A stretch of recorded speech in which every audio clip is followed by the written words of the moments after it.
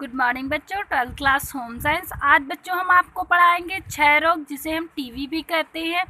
तो आइए देखते हैं कि ये टीवी जो रोग होता है वो कैसा होता है, वो किस जीवाणु से फैलता है। इन सब चीज़ों के बारे में हम पढ़ेंगे और इसकी कितनी समय सीमा होती है और इसके प्रकार कितने हो, इन सब चीज़ों के बारे में हम डिटेल से पढ़ेंगे।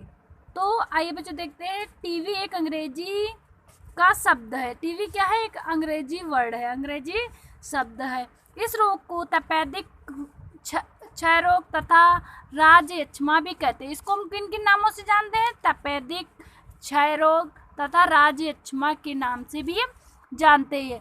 यह अत्यंत भयंकर कष्टदायी संक्रामक रोग है। इस रोग की चिकित्सा इतनी खर्चीली है।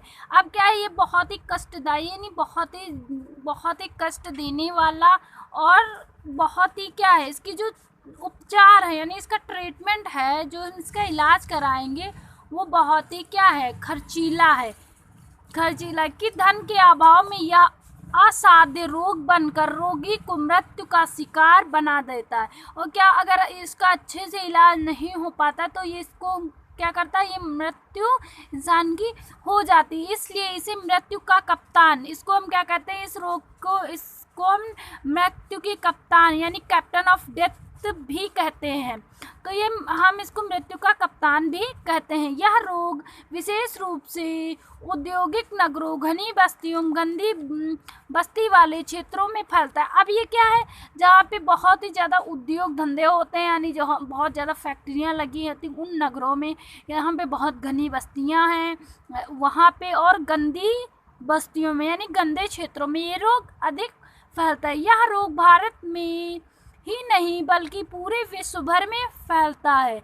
और ये ऐसा नहीं कि भारत में ही फैलता है, ये पूरे हमारे विश्व भर में ये रोग फैलता है।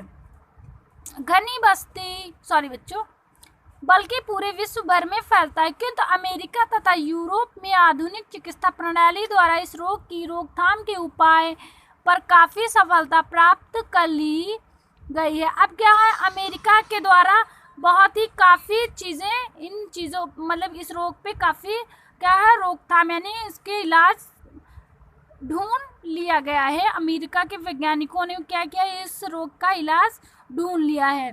भारत सरकार भी इस ओर प्रयत्नशील है। तीसरी पंचवर्षीय योजना के अंतर्गत इसकी रोकथाम के लिए BCG का टीका लगवाने का लक्ष्य काफ़ी पूर्ण भी हो चुका है। अब क्या हुआ कि मतलब कि भारत सरकार द्वारा जो हमारी पंचवर्षीय योजनाएं थी उसमें सब देश हमारे शामिल होते हैं, तो उसके अंतर्गत इसमें क्या किया गया, BCG का टीका बनाया गया यानी वैक्सीन ढूंढी गई और उसको लगवाया गया। तो इससे क्या हुआ, इस रोग पे काफ़ी कंट्रोल यानी बहुत ही लोग इससे ठीक हुए और अब ज़्यादा, अगर जिन लोगों को ये रोग हो जाता है उनकी मृत्यु नहीं होती है।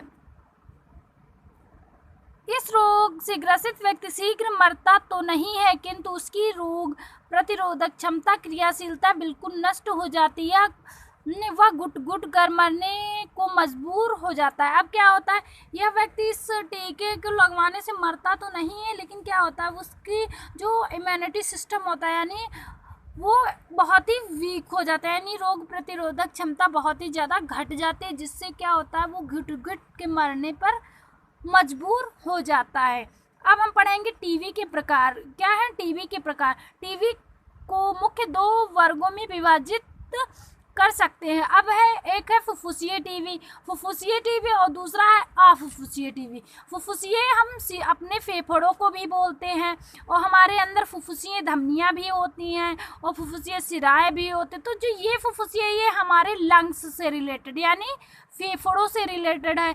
तो ये क्या होती है, एक टीवी होती है जो हमारे फेफड़ों यानी फेफड़ों में हो जाती है, और दूसरी है अफुफ्फुसीय यानी जो हमारे जैसे कि बहुत सारे अंग हैं कि गुर्दा हो गया, अस्थियाँ हो गई, त्वचा हो गया, आते हो गए, इनमें होता है। ये हमारे क्या है, ये अफुफ्फुसीय हमारे अंग माने जाते, तो ये अफुफ्फुसीय टीवी होता है। तो हमारी टीवी कितने प्रकार की? 2 प्रकार की होती है, एक है फुफ्फुसीय टीवी और एक होती है अफुफ्फुसीय टीवी।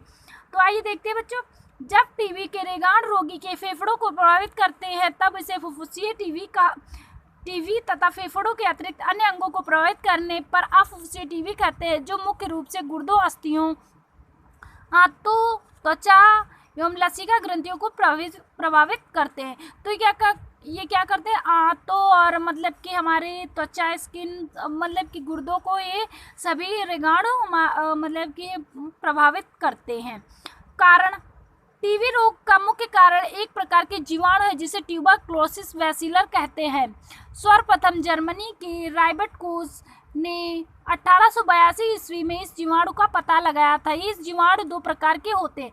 अभी ये भी जो ट्यूबरक्लोसिस बैसिलर है, ये जीवाणु जो है ये भी दो प्रकार का होता है। एक होता है मानवीय, जो मनुष्य के प्रभावित करते हैं। एक होता है मानवीय होता है, जो मनुष्य को प्रभावित करता है। और दूसरा है पाश्विक, यानी जो पशु, आपको पता चला मानवीय यानी मनुष्य को प्रभावित करने वाला, दूसरा है पाश्विक यानी जो हमारे पशु हैं उनको प्रभावित करते हैं, जो पशुओं को प्रभावित करते हैं, यानी हमारे जो जानवरों को प्रभावित, उनको हम पाश्विक बोलते हैं।